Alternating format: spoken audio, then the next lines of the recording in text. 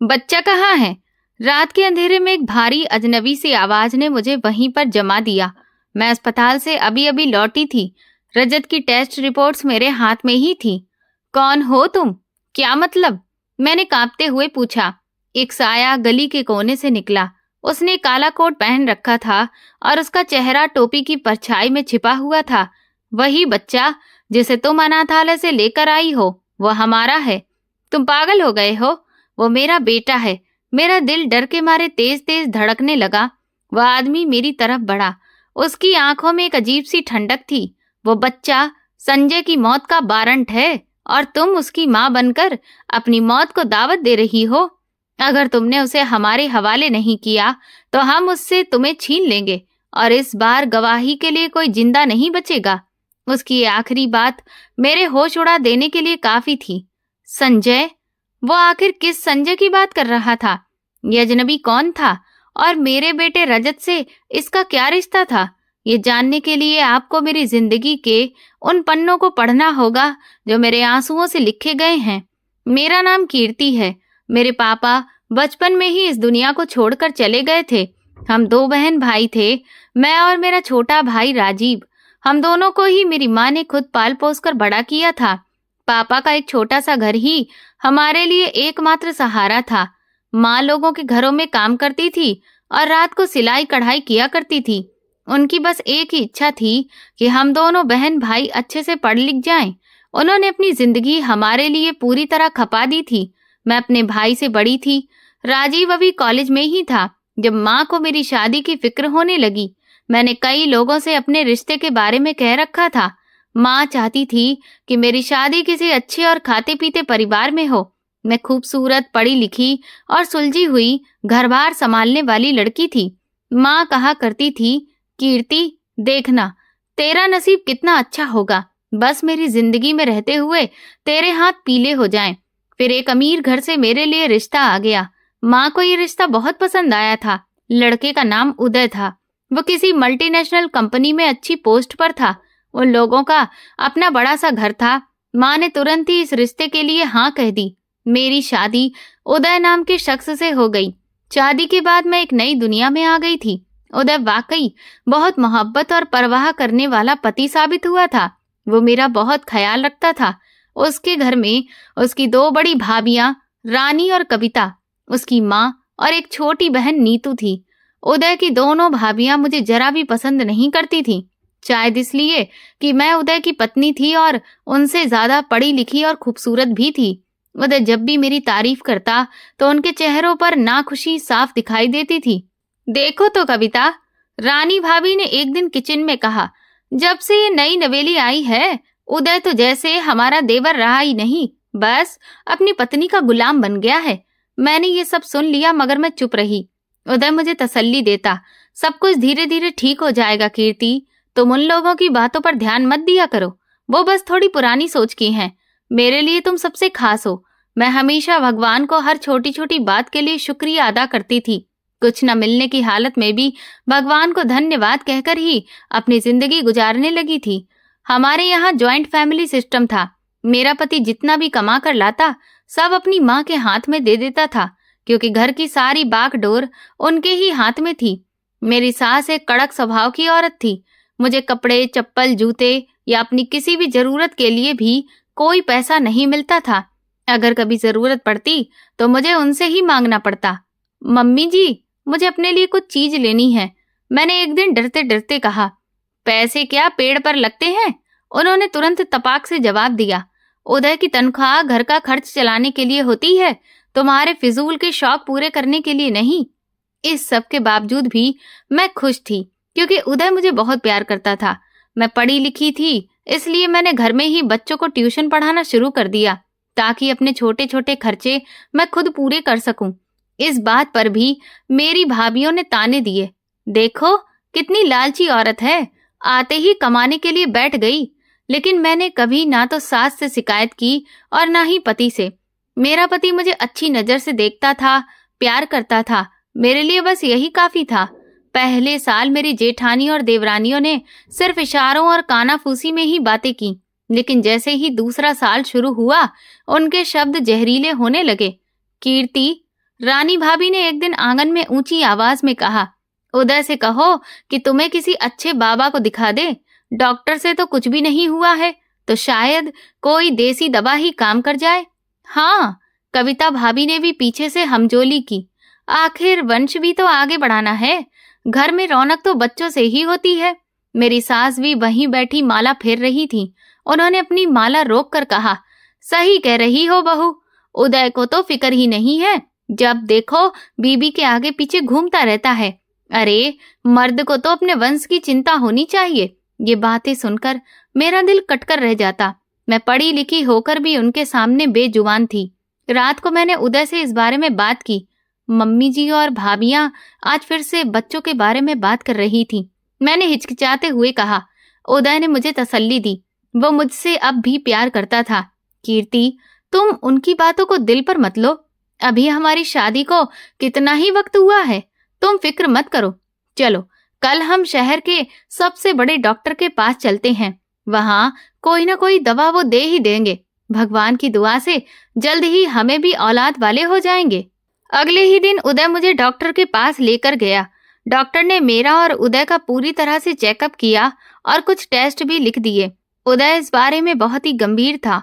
वो चाहता था कि घरवालों के मुंह जल्द से जल्द बंद हो जाएं। 3 दिन के बाद जब हम लोग रिपोर्ट्स लेने के लिए गए तो मेरा दिल किसी अनजाने डर से तेजी से धड़क रहा था। डॉक्टर ने पहले उदय को अंदर बुलाया।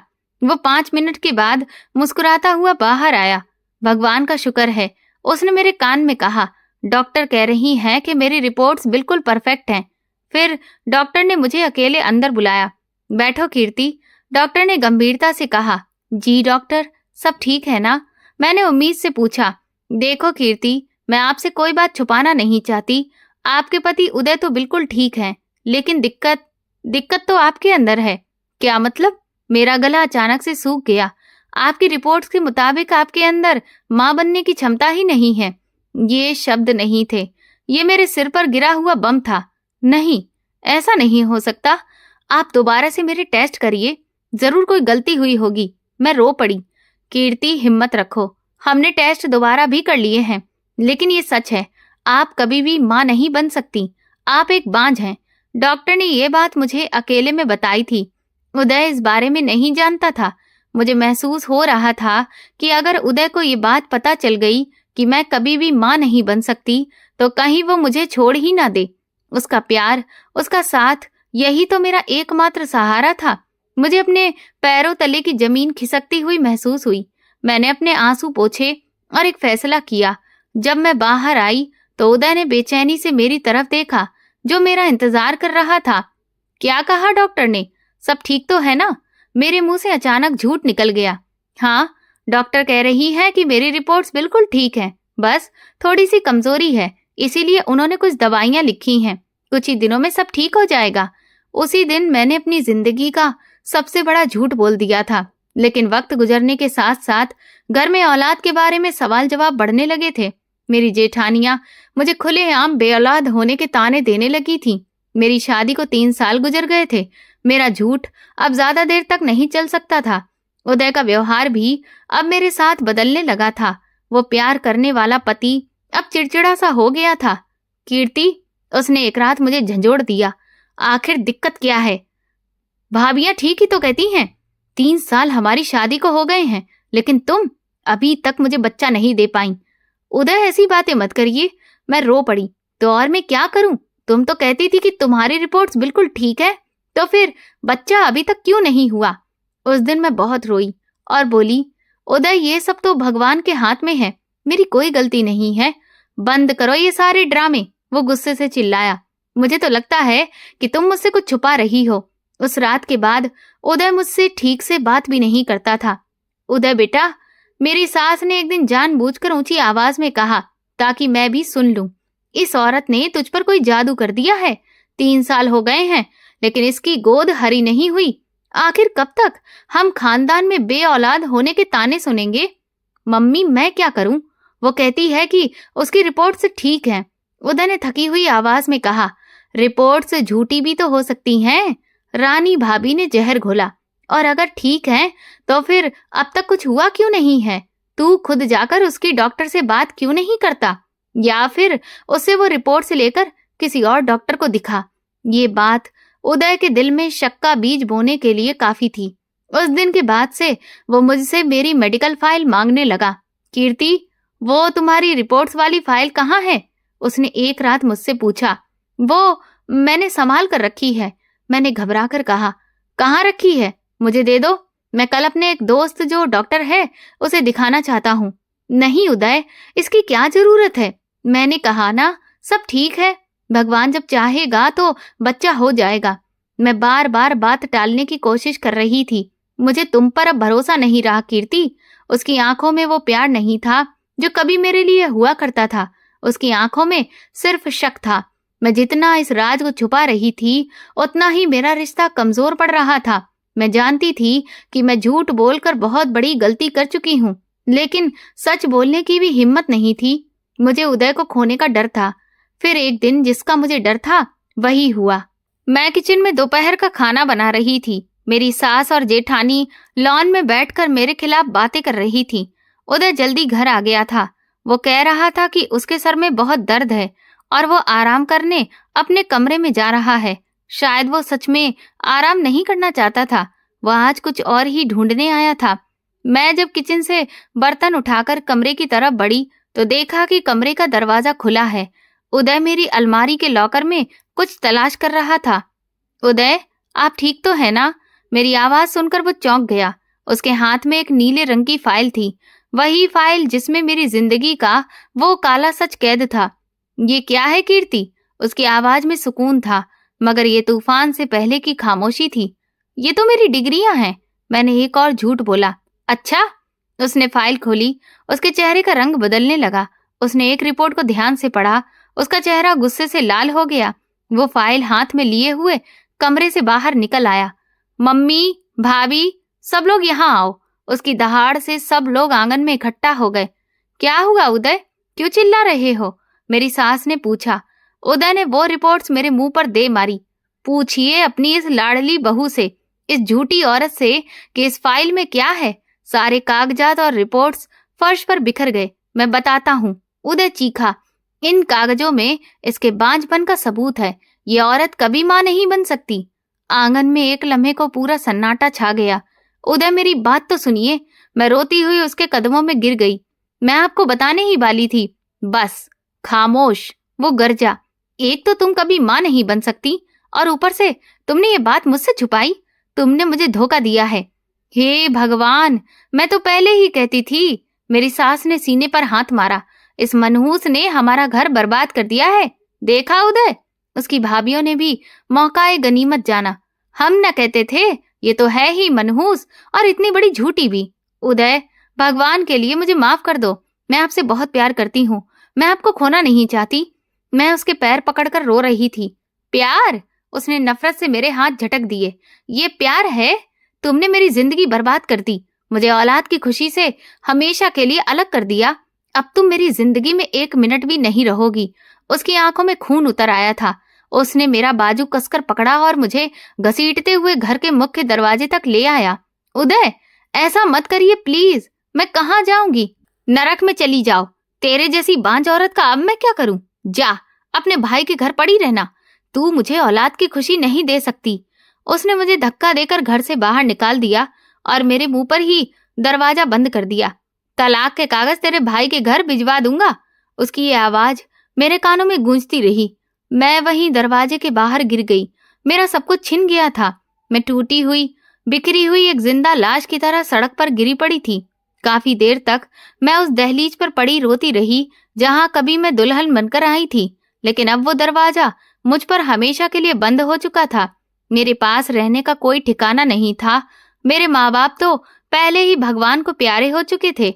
बस अब एक ही रिश्ता बचा था, मेरा भाई राजीव। वही भाई जिसे मैं बड़े ही लाड़ प्यार से पाला था। माँ के मरने के बाद मैंने ही उसका ख्याल रखा था। उसे अपना छोटा भाई नहीं बल्कि अपना ही बच्चा समझती थी। मुझे उससे बहुत प्यार था। मैं गिरती पड़ती, आंसू पोंछती वहां से उठी। मेरे पास बस वही कपड़े थे जो मैंने पहन रखे थे। मैं रोती हुई राजीव के घर पहुंची। उसकी शादी को अभी 6 महीने हुए थे। वो अपनी पत्नी रमा के साथ एक छोटे से किराए के मकान में रहता था। मैंने दरवाजा खटखटाया। तो राजीव ने ही दरवाजा खोला। मुझे इस हालत में देखकर वह हक्का बक्का रह गया। दीदी, दीदी, इस वक्त आप यहाँ, और आप रो क्यों रही हैं? मैं कुछ कहे बिना ही उसके गले लगकर फूट फूट कर रो पड़ी। राजीव, मैं तो बर्बाद हो गई। उदय ने क्या किया? उदय ने उसने मुझे तलाक दे दिया है। तलाक? राजीव ने मुझे एकदम से अलग किया। क्यों? क्या हो गया दीदी? तभी अंदर से उसकी पत्नी रमा भी आ गई। उसका पेट निकला हुआ था, वो प्रेग्नेंट थी। उसे देखकर मेरे जलते हुए दिल पर जैसे थोड़ी ठंडक पड़ गई। रमा, बधाई हो, तुम मां बनने वाली हो। मैंने रोते हुए मुस्कुराने की कोशिश की। थैंक यू दीदी, उसने भी हैरानी से कहा। लेकिन आपकी ये हालत कैसे हुई? राजीव ने मुझे बाहों से पकड़कर अंदर लाया। दीदी, आप बताइए, उदय ने ऐसा क्यों किया? मैंने उन्हें सब सच बता दिया। कैसे मेरी रिपोर्ट्स खराब आईं, कैसे मैंने उदय से ये बात छुपाई, और कैसे उसे सच पता चलने पर आज उसने मुझे घर से निकाल दिया। उसने कहा कि मैं बांझ हूं, इसीलिए उसने मुझे तलाक दे दिया। राजीव खामोशी से सब सुनता रहा। उसके चेहरे पर गुस्सा था, लेकिन ये गुस्सा उदय के लिए था या मेरे लिए, मैं समझ न सकी। रमा का चेहरा एकदम पत्थर का हो गया था। वो खामोशी से उठी और अपने कमरे में चली गई। दीदी, आप फिक्र ना करें, राजीव ने मुझे तसल्ली दी। ये भी आपका ही घर है, आप आराम करिए। मैं सुबह उदय से इस बारे में बात करूंगा। मुझे लगा मेरे भाई ने मुझे गले से लगा लिया है और कह रहा है कि मेरे घर में मेरी बहन के लिए बहुत जगह है, लेकिन शायद ये मेरी सोच थी। माँ के मरने के बाद वो भाई बिल्कुल भी वैसा नहीं रहा था। मैं सिर्फ एक दिन वहां रही। उसी एक दिन में मैंने देखा कि रमा मुझसे कतराती है। वो मेरे पास बैठने से भी गुरेज कर रही थी। रात को मैंने अपने भाई और भाभी को झगड़ते हुए सुना। रमा, कैसी बातें कर रही हो? वो मेरी बड़ी बहन है। राजीव दबी आवाज में गुस्से से बोल रहा था। बहन है तो क्या, मनूस है वो। रमा की आवाज में नफरत थी। सुना नहीं तुमने? बांझ है वो, इसी वजह से उसका पति उसे छोड़ चुका है। मैं प्रेग्नेंट हूँ। मैं नहीं चाहती कि उसका साया भी मुझ पर पड़े। कल को लोग क्या कहेंगे? लोगों की फिक्र छोड़ो, राजीव ने कहा। मुझे नहीं छोड़नी। वो इस हालत में कहाँ जाएंगी ये मुझे नहीं पता, लेकिन वो इस घर में नहीं रहेंगी। अगर वो यहाँ रही तो मैं अपने बच्चे को लेकर अपने मायके चली जाऊंगी। उसकी मनहूसियत मेरे बच्चे को लग गई तो? ये सुनकर मेरा दिल कांप गया। अगली सुबह राजीव मेरे पास आया। उसकी आंखें लाल थीं। दीदी, देखिए, आप तो जानती हैं कि ये घर मेरी मेहनत से बना है। इससे पहले तो हम जिस घर में रहते थे उसके बारे में आप अच्छी तरह जानती हैं। राजीव, तुम क्या कहना चाहते हो? मेरी आवाज भर गई।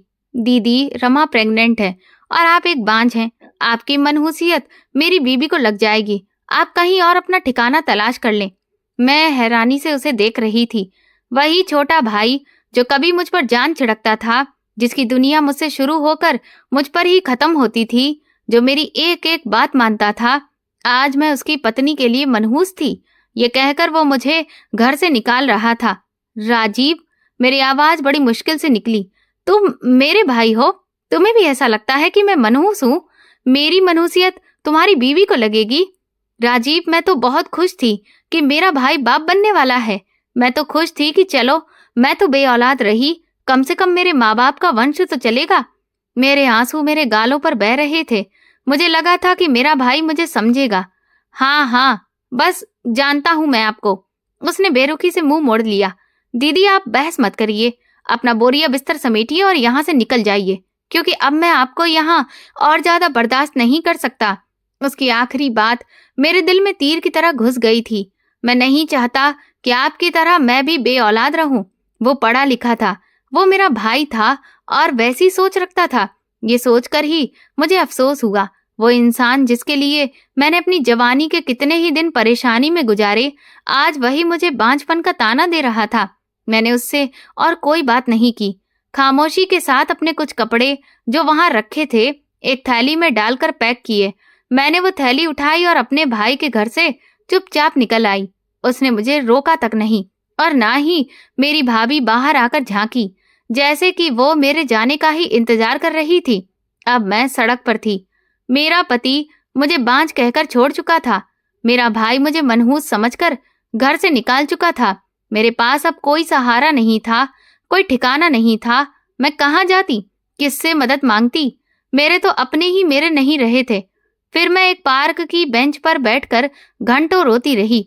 ये दुनिया मुझसे तंग आ चुकी थी, या शायद मैं ही इस दुनिया के लिए एक बोझ थी, एक मनहूस बांझ औरत। उसी दिन मैंने एक फैसला किया, मैं इस शहर में नहीं रहूंगी।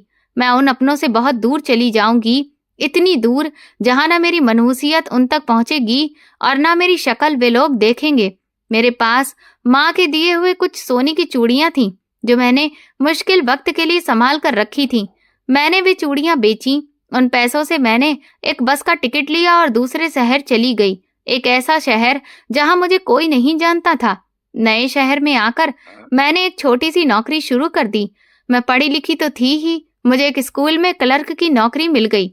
सैलरी बहुत कम थी, इसीलिए मैंने एक हॉस्टल में रहने का फैसला किया। मैं छोटे से कमरे में 6 लड़कियों के साथ रहती थी। जिंदगी बहुत मुश्किल थी, दिन भर काम करना और रात को हॉस्टल के शोर में सोने की कोशिश करना, लेकिन शारीरिक थकान से ज्यादा मुझे मानसिक थकान मार देती थी। मैंने सोचा, ऐसे कैसे जिंदगी गुजरेगी? मैं किसके लिए जिंदा रहूं? मेरा तो कोई नहीं है, ना आगे ना पीछे कोई। मैं अक्सर रातों को छत पर जाकर आसमान को देखती रहती। भगवान, तूने मुझे बांझ क्यों बनाया? अगर बनाना ही था तो मेरे सारे रिश्ते भी ले लेता। ये अकेलापन मुझसे बर्दाश्त नहीं होता। हॉस्टल में ही मेरी एक सहेली बनी, उसका नाम सिमरन था। वो भी मेरी तरह अकेली थी। उसने एक दिन मुझे इस तरह रोते हुए देख लिया। क्या बात है, तुम हर वक्त इस तरह से उदास क्यों रहती हो? मैंने फिर उसे अपनी सहारी कहानी सुना दी। वो बहुत ही हमदर्द लड़की थी। उसने मुझे तसल्ली दी। कीर्ति, जो हुआ बहुत बुरा हुआ, लेकिन देखो, जिंदगी तो गुजरती ही है ना। कैसी जिंदगी सिमरन, मैं बिल्कुल अकेली हूँ। तो अकेली क्यों रहती हो? उसने कहा। अरे, तुम बहुत खुश रहोगी अगर अनाथालय से कोई बच्चा अडॉप्ट कर लो। ऐसे अकेले जिंदगी नहीं गुजरेगी। उसकी ये राय मेरे दिल को छू गई। सिमरन की बात मेरे मन में उतर गई। उस रात मैं सो नहीं सकी। एक बच्चा, एक ऐसा रिश्ता जो सिर्फ मेरा हो, जिसे मैं अपना कह सकूं, जिसे मैं पालूं पोसूं, जिसकी माँ कहलाऊं। ये ख्याल ही मेरे लिए कितना खुश कर देने वाला था। अगले ही दिन मैं सिमरन की मदद से शहर के सबसे बड़े अनाथ आश्रम में गई। वहां की इंचार्ज एक बहुत ही शरीफ औरत थी। बेटी, तुम खुद अभी इतनी कम उम्र की हो। उन्होंने मेरा बायोडाटा देखकर कहा, तुम तलाकशुदा हो और अकेली हो। एक बच्चे की जिम्मेदारी बहुत बड़ी होती है। मैडम, मैं अच्छे से जानती हूँ, मैंने अपने आंसू दबाते हुए कहा, लेकिन मेरे जीने की कोई वजह नहीं है। मैं एक बांझ हूँ, इसलिए मेरे पति ने मुझे छोड़ दिया है। मेरा भाई मुझे मनहूस समझता है। मुझे इस समाज में जीने के लिए एक सहारे की जरूरत है, एक ऐसा रिश्ता जिसे मैं अपना कह सकूं। शायद मेरी सच्चाई उनके दिल को छू गई। कानूनी कार्रवाई में कुछ दिन लगे। मैंने अपना बायोडाटा जमा करवा दिया था। फिर वो दिन आया जब अनाथालय से मुझे कॉल आई। मैं भागती हुई वहां पहुंची। ये लो, कीर्ति, इंचार्ज ने मुस्कुराते हुए कहा, और एक बच्चे को मेरी गोद में डाल दिया। ये सिर्फ 6 महीने का है। किसी ने इसे झूले में डाल दिया था। वो 6 महीने का छोटा सा बच्चा था, बहुत खूबसूरत, गोरी रंगत और घनी पलकें। उसे देखते ही मेरे दिल में ममता जाग उठी। उसे गोद में उठाते ही ऐसा महसूस हुआ जैसे सच में वो मेरा ही बच्चा हो। उसने अपनी छोटी छोटी उंगलियों से मेरी उंगली पकड़ ली और मैं वहीं रो पड़ी।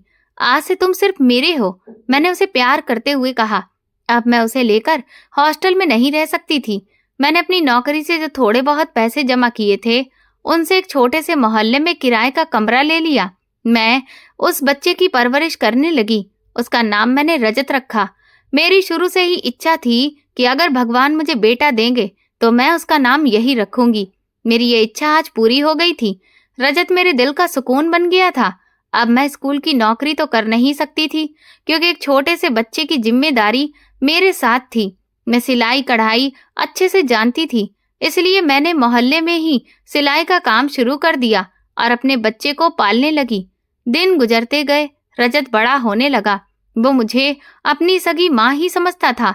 वो मासूम तो जानता भी नहीं था कि मैं सिर्फ उसकी पालने वाली माँ हूँ। उसने जब पहली बार मुझे माँ कहकर पुकारा तो मुझे ऐसा लगा जैसे दुनिया की सारी खुशियां मुझे मिल गई हों। मेरा बेटा अब 8 साल का हो गया था। वो स्कूल जाने लगा था। वो मेरा बहुत ख्याल रखता था। मैं रात रात भर जागकर कपड़े सिलती और वो सुबह उठकर मुझे गले लगाकर कहता, माँ, आप सोई नहीं? हाँ बेटा, बस ये ड्रेस पूरी करनी थी। मैं मुस्कुराकर कहती, माँ आप दुनिया की सबसे अच्छी माँ हैं। न जाने ये डायलॉग उसने कहाँ से सुना था, लेकिन जब वो ये कहता तो मेरे दिल में जो खुशी महसूस होती थी वो शब्दों में नहीं बता सकती थी। फिर कुछ दिनों बाद अचानक से रजत बीमार पड़ गया। बीमारी की वजह से वो चिड़चिड़ा हो गया था। वो मुझे अपने पास से हिलने नहीं देता था। माँ मेरे पास ही बैठी रहो, वो कमजोरी से कहता। जब आप मेरे पास होती हैं तो मुझे अच्छा लगता है, मेरे पास ही रहा करें। मेरा दिल नहीं चाहता था कि मैं अपने बीमार बेटे के पास से उठकर कहीं जाऊं। कई बार जब उसकी आंख लग जाती तो मैं उठकर जल्दी जल्दी कपड़े सिलती थी। मैं उसे मोहल्ले के एक डॉक्टर को दिखा रही थी, लेकिन उसका बुखार कम होने का नाम ही नहीं ले रहा था। वो दिन ब दिन कमजोर होता जा रहा था। आखिरकार मोहल्ले के डॉक्टर ने मुझे जवाब दे दिया, बहन इसे बड़े अस्पताल लेकर जाओ, इसका मामला मेरी समझ से बाहर है। इसके कुछ और टेस्ट करवाने पड़ेंगे और वहां जाकर इलाज करवाओ। ये सुनकर मेरे पैरों तले से जमीन ही निकल गई। डॉक्टर के शब्दों ने मेरे दिल की बची हुई उम्मीद भी तोड़ दी थी। बड़े अस्पताल का खर्चा मैं कहां से लाती? मेरे पास तो इतने पैसे भी नहीं थे कि उसका इलाज करवाती, लेकिन मैं हिम्मत नहीं हार सकती थी। मैंने अपनी सिलाई मशीन बेच दी, जो थोड़े बहुत जेवर थे वे भी बेच दिए। जो कुछ पैसे थे सब इकट्ठे किए और अपने बीमार बेटे को गोद में उठाकर मैं अस्पताल पहुंची। ये एक प्राइवेट अस्पताल था। उसकी बिल्डिंग मेरी औकात से कहीं ज्यादा ऊंची थी। अंदर का माहौल देखकर ही मेरा दिल बैठ गया। मैंने डरते डरते रिसेप्शन पर कहा, मुझे अपने बच्चे को दिखाना है, इसे बहुत तेज बुखार है जो उतर ही नहीं रहा। आप डॉक्टर विवान को दिखा दें, उनकी फीस 8,000 रुपए है। उन्होंने कहा, 8,000 रुपए? ये सुनते ही मेरे हाथ पांव ठंडे पड़ गए। जी, और इसके बाद एडमिट करने और टेस्ट का खर्चा भी अलग होगा। आप कम से कम 15,000 रुपए जमा करवा दें। मेरे पास तो कुल मिलाकर 10,000 रुपए ही थे। जितने मेरे पास पैसे थे उतनी तो सिर्फ डॉक्टर की फीस ही हो रही थी। अच्छा बहन, मेरे पास इतने पैसे नहीं हैं। मेरा बेटा बहुत बीमार है, कुछ तो रियायत कर दीजिए। मैं उसके सामने गिड़गिड़ाई। देखिए बहन जी, ये प्राइवेट हॉस्पिटल है, कोई खैराती संस्थान नहीं। अगर पैसे नहीं हैं तो इसे किसी सरकारी अस्पताल में लेकर चली जाइए। उसने बड़ी बेरुखी से कहा। मैं क्या करती? डॉक्टर ने कहा था कि उसे एडमिट करना जरूरी है क्योंकि उसका इलाज लंबा चलेगा। मैं बहुत परेशान थी। कोई पैसा भी नहीं था कि अपने बच्चे को एडमिट करवा कर इलाज करवा सकूं। आखिरकार मैं अपने बेटे को लेकर फिर वापस अपने एक कमरे के मकान में आ गई। मैंने रजत को बिस्तर पर लिटाया और खुद जमीन पर बैठकर खूब रोई।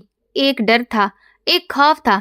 अगर ये बच्चा मुझसे छिन गया तो मैं क्या करूंगी? मैं किसके सहारे जीऊंगी? नहीं, मैंने खुद से कहा, ये कहीं नहीं जाएगा, मुझे छोड़कर कहीं नहीं जाएगा। ये मेरी जान है, मैं इसके साथ ही मर जाऊंगी। यही सोचते हुए मैंने उसे गले से लगाया। मेरा बीमार बच्चा दर्द से बुरी तरह तड़प रहा था। वो बुखार में बेहोश सा पड़ा था। अचानक उसने आंखें खोली। उसकी आंखों में आंसू थे। हाँ मेरे बच्चे, मेरी जान, माँ, मेरे पापा कहाँ हैं? उसके इस अचानक सवाल पर मेरी आंखों से आंसू एक कतार में निकलने लगे। मैं अब उसे क्या जवाब देती? तभी वो खुद ही बोला, मैं जानता हूँ माँ, मेरे पापा भगवान जी के पास है ना। मेरा एक दोस्त है, उसके पापा भी भगवान के पास चले गए हैं, इसीलिए हमारे पास पैसे भी नहीं हैं मेरे इलाज के लिए, है ना माँ? वो दर्द से बुरी तरह तड़पते हुए बोल रहा था। फिर उसने अपने नन्हे हाथ उठाए और रोते हुए कहा, भगवान मेरे पापा को भेज दीजिए, मुझे उनकी जरूरत है।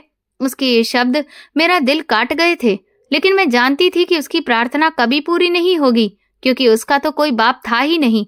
वो तो एक अनाथ था। वो बच्चा अपनी बीमारी की हालत में रो रो कर भगवान से कह रहा था, भगवान मेरे पापा को भेज दो, मुझे और मेरी माँ को मेरे पापा की जरूरत है। मैं खामोशी से उसके पास लेटी उसके बालों को सहला रही थी। मेरी आंखों से लगातार आंसू बह रहे थे। काश मेरे पास कोई सहारा होता, कहीं से मेरे बेटे के इलाज के लिए पैसे आ जाते और मैं उसका इलाज करवाती। माफ कर देना मेरे बेटे, मैं तुम्हारी अच्छी माँ नहीं हूँ। यही कहते हुए मैंने उसे अपने सीने से लगा लिया। आधी रात का वक्त था। मेरा बच्चा दर्द से करा रहा था। नींद मेरी आंखों से भी कोसों दूर थी। ऐसा लग रहा था कि बच्चे की बीमारी कम है और मैं ज्यादा बीमार हूँ। मैं उठकर बैठी थी और बच्चे को तड़पते हुए देखकर दिल में बार बार ख्याल आ रहा था कि सुबह उठते ही मैं किसी से मदद मांगूंगी। अपने बच्चे की खातिर मैं भीख भी मांग लूंगी, फिर मैं उसका इलाज करवाऊंगी। पर थोड़ी देर के बाद मेरे होश उड़ गए जब अचानक किचन की खिड़की से शीशा टूटने की आवाज आई। आधी रात के वक्त घर की खिड़की से एक जख्मी शख्स घर के अंदर कूदा था। कौन है? कौन है यहाँ? मैंने चिल्लाया। मेरा बेटा डर के मारे मेरी गोद में दुबक गया और धीरे धीरे करहाने लगा। वो जख्मी शख्स हमारी तरफ बढ़ा। वो देखने में ही अमीर इंसान लग रहा था। उसने एक महंगा सूट पहना था जो एक तरफ से फटा हुआ था और खून से लथपथ था। उसने अपने पेट पर हाथ रखा हुआ था जहां से खून रिस रहा था। जैसे ही वो मेरी तरफ आगे बढ़ा तो मैं एक साइड पर सिमट कर बैठ गई और रजत को अपने पीछे छिपा लिया। बाहर निकलो वरना मैं शोर मचा दूंगी, मैंने फुसफुसाकर कहा। वो शख्स दीवार का सहारा लेकर रुक गया। उसकी सांसें फूल रही थीं। डरो नहीं, वो दर्द से तड़पते हुए बोला। मैं तुम्हें नुकसान नहीं पहुंचाऊंगा। कौन हो तुम और यहाँ पर क्या कर रहे हो? जाओ यहाँ से। उसकी नजर मेरे पीछे छिपे हुए बुखार में तपते रजत पर पड़ी। उसकी आंखों में एक अजीब सी चमक आई। तुम ठीक कह रही थी, उसने रजत को देखते हुए कहा। इसे मेरी जरूरत है। क्या मतलब है तुम्हारा? कौन हो तुम? मैं गुस्से से चिल्लाई।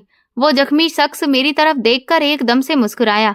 मैं इस बदनसीब का बाप हूँ, कहकर उसके हाथ पांव अचानक से हिले। तुम ये क्या कह रहे हो? मैं रजत को और जोर से अपने सीने से लगा लिया। देखो, अकेली औरत समझकर मुझे कमजोर मत समझना। चले जाओ यहाँ से। इसका कोई बाप नहीं है।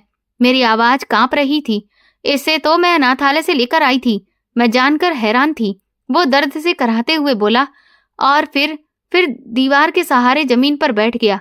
मेरा नाम संजय है और मैं ही इसे अनाथालय में छोड़ के आया था। क्यों? मैं गुस्से से चीखी। तुम झूठ बोल रहे हो। कोई भी अपने बच्चे के साथ ऐसा नहीं कर सकता।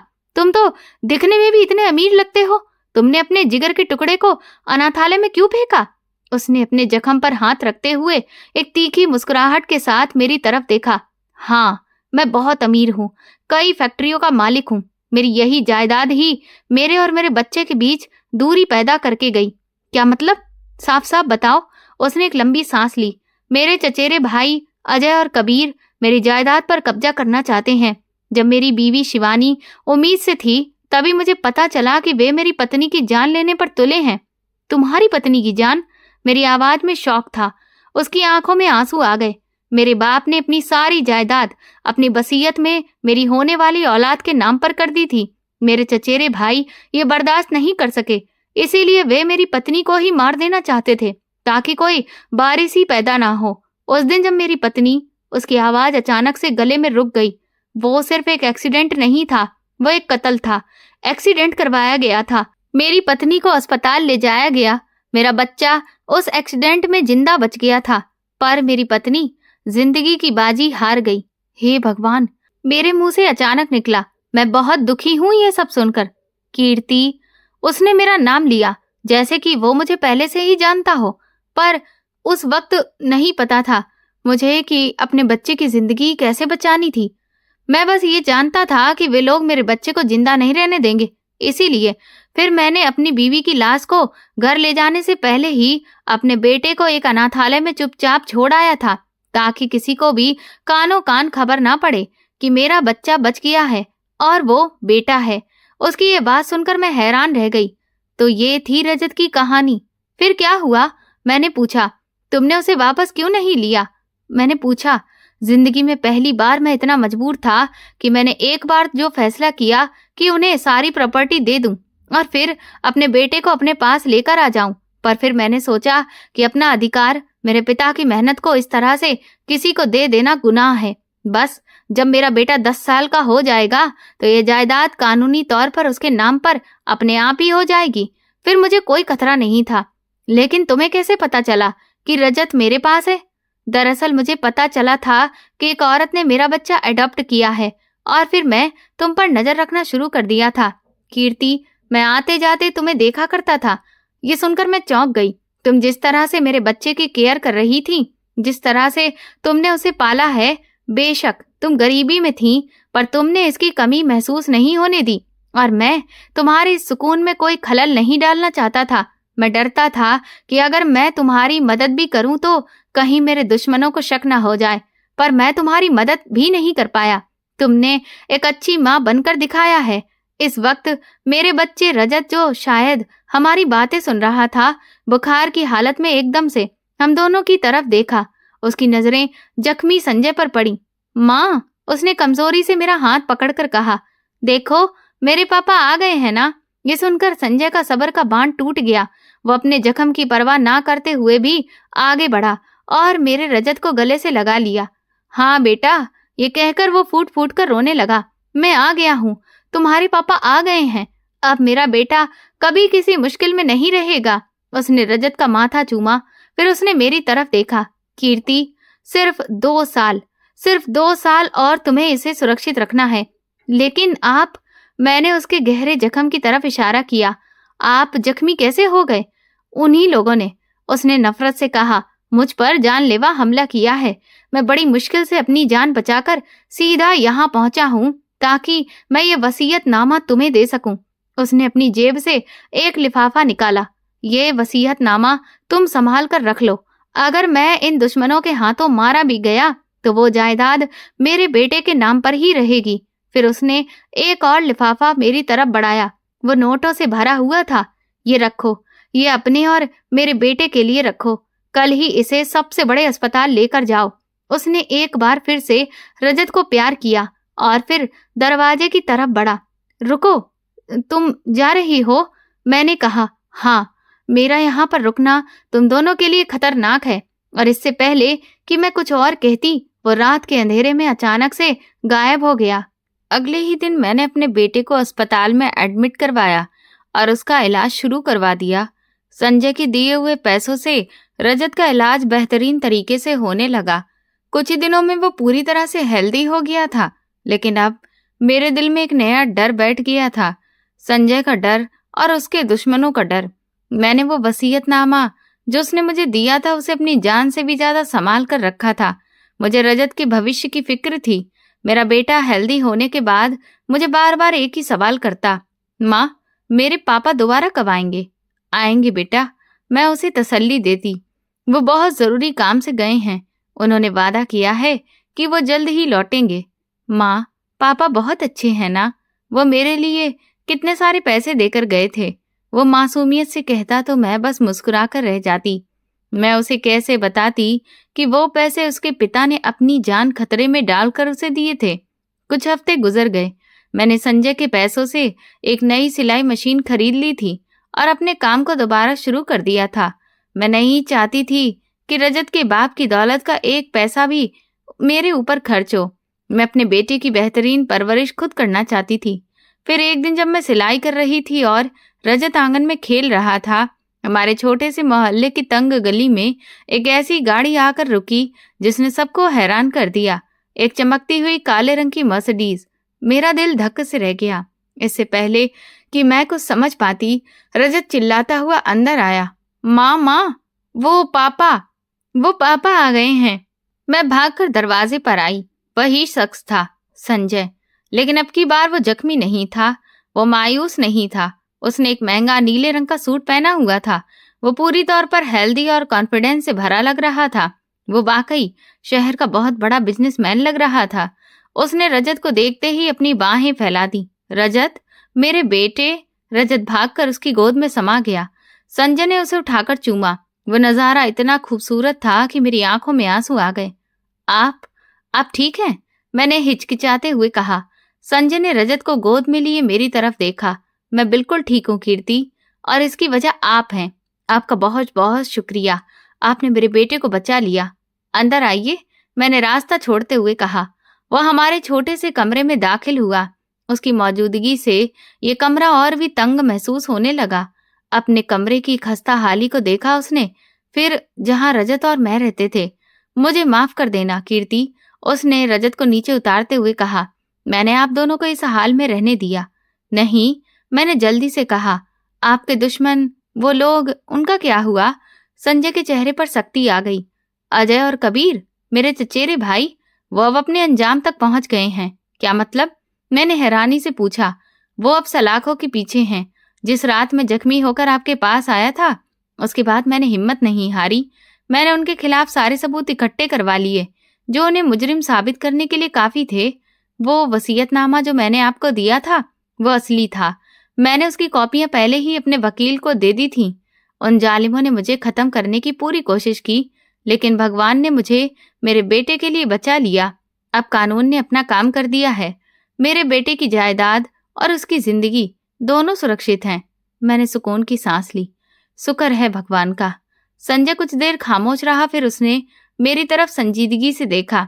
कीर्ति, मैं आज आपका शुक्रिया अदा करने और अपने बेटे को लेने के लिए आया हूँ। ये सुनकर मेरे पैरों तले जमीन निकल गई। रजत को लेने? क्या मतलब?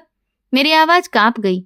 मैं उसे इस गरीबी से निकालकर अपने बंगले में लेकर जाना चाहता हूँ। मैं उसे वो जिंदगी देना चाहता हूँ जिसका वो हकदार है। हाँ, मैंने आंसू पीते हुए कहा, वो इसका हकदार तो है। वो आपका बेटा है। आप उसे लेकर जा सकते हैं। मेरा दिल टूटकर गिरने ही वाला था कि रजत, जो हमारी बातें सुन रहा था, भागकर मुझसे लिपट गया। नहीं, मैं अपनी माँ के बिना कहीं नहीं जाऊंगा। पापा, आप भी हमारे साथ यहीं रहिए ना। संजय अपने बेटे की बात पर मुस्कुरा दिया। मैं यही कहने वाला था कीर्ति, मैं रजत को उसकी माँ से अलग नहीं करना चाहता।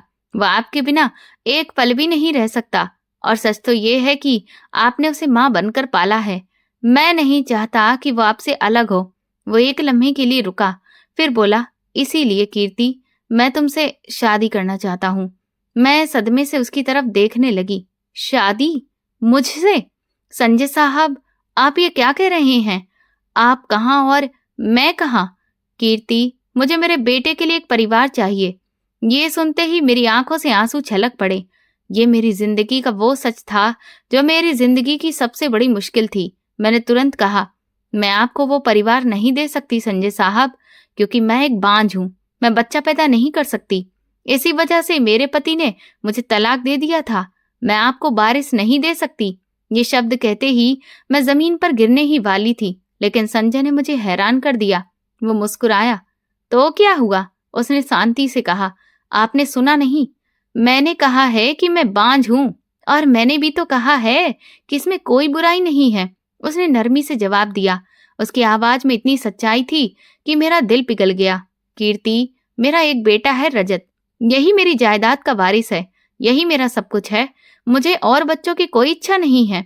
मुझे सिर्फ अपने बेटे की खुशी चाहिए, और उसकी खुशी आपसे जुड़ी हुई है। उसने आगे बढ़कर मेरा हाथ पकड़ने की कोशिश की, फिर रुक गया। कीर्ति, माँ सिर्फ वो नहीं होती जो जन्म देती है। माँ वो होती है जो पालती है। आपने सही मायनों में माँ बनकर दिखाया है। मैं अपने बेटे को उसकी सच्ची माँ से अलग नहीं कर सकता। क्या आप मुझसे शादी करेंगी? रजत ने खुशी से चिल्लाते हुए मेरा हाथ पकड़ लिया। माँ, प्लीज हाँ बोल दीजिए। मैं रोते हुए हाँ में सिर हिला दी। उस शख्स ने मुझसे शादी कर ली और मुझे और मेरे बेटे को अपने आलीशान बंगले में लेकर आ गया। संजय से मेरी शादी बहुत ही साधारण तरीके से हुई थी। शादी के वक्त मैं लगातार रो रही थी। ये खुशी के आंसू थे, वो खुशी जो मुझे उदय या राजीव, मेरे पति और मेरे भाई कभी भी नहीं दे सके। संजय ने मुझे वो मुकाम दिया था जिसे मैंने कभी सपने में भी नहीं सोचा था। जब मैं रजत का हाथ पकड़कर संजय के आलीशान बंगले में दाखिल हुई तो मैं घबरा रही थी। ये तो एक महल जैसा था। मैं जो अब तक एक कमरे के मकान में रही थी, इतने बड़े घर की मालकिन बनने वाली थी। कीर्ति, संजय ने मेरे करीब आकर कहा, ये घर, ये दौलत, ये सब रजत का है, और तुम उसकी माँ हो। आज से तुम इस घर की मालकिन हो।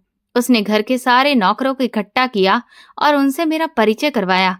ये कीर्ति संजय ओबराय है, मेरी पत्नी और रजत की माँ। इन्हें कभी भी किसी शिकायत का मौका नहीं मिलना चाहिए। अब तो मेरी जिंदगी पूरी तरह से बदल गई थी। संजय ने रजत का एडमिशन शहर के सबसे बेहतरीन स्कूल में करवा दिया था। मैं उसे खुद रोज तैयार करती और स्कूल ड्राइवर के साथ छोड़ने जाती थी। संजय ने मेरे लिए दुनिया की हर ऐशो आराम की चीज लाकर रख दी थी, लेकिन मेरे लिए सबसे बड़ी दौलत मेरा बेटा रजत था। वो धीरे धीरे हेल्दी हो रहा था और बहुत खुश था। मैं अक्सर रात को सोते हुए संजय को देखती और भगवान को धन्यवाद देती। भगवान, मैं सोचती रही कि तूने मुझे बांझ बनाया है, लेकिन तूने मुझसे माँ कहलाने का हक नहीं छीना। संजय एक बेहतरीन पति और उससे भी बढ़कर एक बेहतरीन पिता थे। वो रजत पर जान छिड़कते थे, लेकिन उन्होंने कभी मुझे ये एहसास नहीं होने दिया कि रजत मेरा सगा बेटा नहीं है। वो मुझसे इतनी मोहब्बत करते थे जितनी शायद ही कोई पति अपनी पत्नी से करता हो।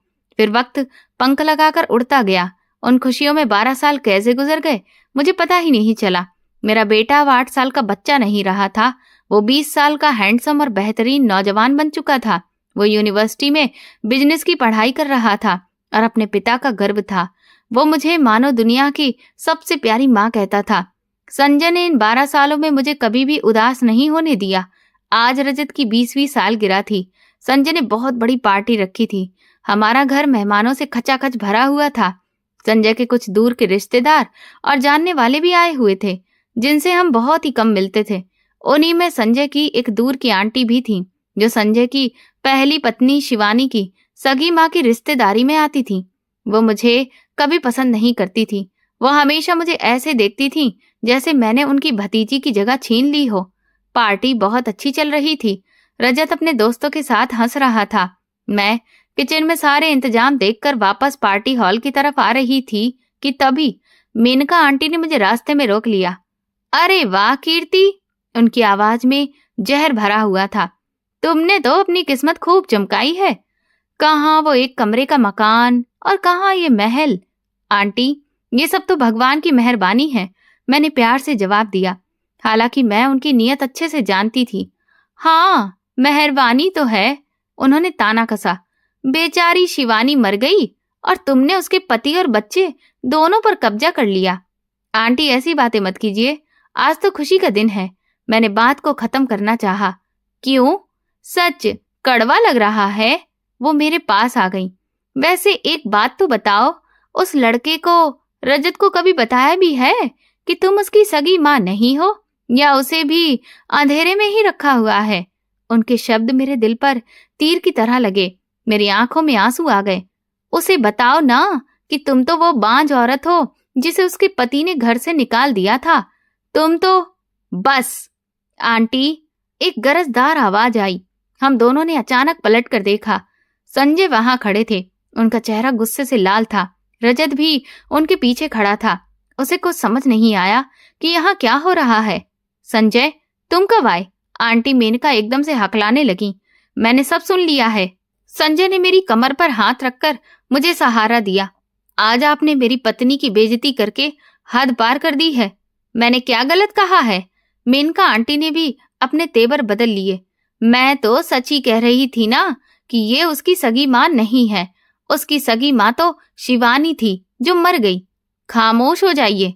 संजय इतनी जोर से चिल्लाए कि सारा हॉल खामोश हो गया। सबकी नजरें हमारी तरफ घूम गईं।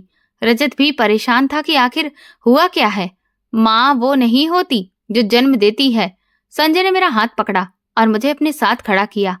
आप सब लोग, उन्होंने वहां मौजूद बाकी मेहमानों की तरफ देखा, आप में से बहुत सारे लोग शिवानी को जानते थे, लेकिन क्या आप में से कोई जानता है कि जब शिवानी के मरने के बाद मेरे दुश्मन मेरे बेटे की जान के पीछे पड़े थे तो वो कहाँ था? हॉल में अचानक सन्नाटा पसर गया। वो अनाथालय में था, और जब वो 8 साल का होकर मौत के बिस्तर पर पड़ा था तो आप में से कोई भी उसके पास नहीं था। संजय की आवाज भर आई। तब यही औरत थी, उन्होंने मेरी तरफ इशारा किया, जिसे इसका पति बांझ कहकर घर से निकाल चुका था। ये मेरे बच्चे को अनाथालय से लेकर आई, उसे अपना नाम दिया, अपनी जान से ज्यादा उससे मोहब्बत की, उसके इलाज के लिए ये भीख मांगने तक को तैयार हो गई थी। और यही है रजत की माँ। रजत, जो ये सब सुनकर सदमे में खड़ा था, धीरे से मेरे पास आया। माँ, ये आंटी जी क्या कह रही हैं और पापा क्या कह रहे हैं? उसकी आंखों में उलझन थी। मेरा दिल डूब रहा था कि आज मेरा बेटा मुझसे छिन जाएगा। मैं कुछ कह ही नहीं सकी। संजय ने रजत के कंधे पर हाथ रखा। हाँ बेटा, आज सच जानने का वक्त आ गया है। कीर्ति ने तुम्हें जन्म नहीं दिया, तुम्हें जन्म शिवानी ने दिया था। रजत ने एक नजर मुझ पर डाली। मेरी आंखों से आंसू बह रहे थे। लेकिन बेटा, संजय बोले, जन्म देना आसान होता है, माँ बनना बहुत मुश्किल होता है। जब तुम्हें मेरी जरूरत थी तो मैं तुम्हारे पास नहीं था। जब तुम्हें मौत घेरे हुई थी तब ये माँ तुम्हारे पास थी। रजत खामोश था। वो मुझे और संजय को देखता रहा। फिर उसने मेनका आंटी की तरफ देखा। आपने मेरी माँ को रुलाया है? उसकी आवाज में गुस्सा था। आपने मेरी माँ को बांझ कहा था? आपको क्या पता कि माँ क्या होती है? वो तेजी से मेरे सामने आया और मुझे सबके सामने गले से लगा लिया। आप ही है मेरी माँ। हाँ, सिर्फ आप। जिसने मुझे जन्म दिया वो तो भगवान को प्यारी हो गई, लेकिन जिसने मुझे पाला वो मेरे पास है। मुझे गर्व है कि मैं आपका बेटा हूँ। संजय ने गहरी सांस ली और आंटी, आप सब रिश्तेदार जो ये जानते थे और आज तक कीर्ति को ताने देते रहे, सुन लीजिए, मुझे ऐसे रिश्तेदारों की कोई भी जरूरत नहीं है जो मेरे दुख में शामिल नहीं हुए और मेरी खुशी में जहर घोलने चले आए। ऐसे रिश्ते खोखले होते हैं। उन्होंने दरवाजे की तरफ इशारा किया। आज के बाद जिन रिश्तेदारों को पता है कि वो इस सच को स्वीकार नहीं कर सकते, वो इस घर में दोबारा कदम न रखें। मेरे लिए, मेरे बेटे रजत के लिए उसकी एक ही माँ है और वो है कीर्ति, संजय ओबरॉय। मेनका आंटी और कुछ दूसरे रिश्तेदार शर्मिंदगी से सिर झुकाए वहां से चले गए। रजत तब भी मुझसे लिपटा हुआ था। मुझे माफ कर दो माँ, मेरी वजह से आपको इतना सब कुछ सुनना पड़ा। वो रो रहा था। नहीं बेटा, मैंने उसके माथे पर हाथ फेरा। आज तो मैं सच में माँ बनी हूँ। आज मेरा बेटा जवान हो गया है। वो अपनी जिंदगी में बहुत खुश है। वो जान चुका है कि मैं उसकी सगी माँ नहीं हूँ, लेकिन वो मुझे सगी माँ से भी बढ़कर चाहता है।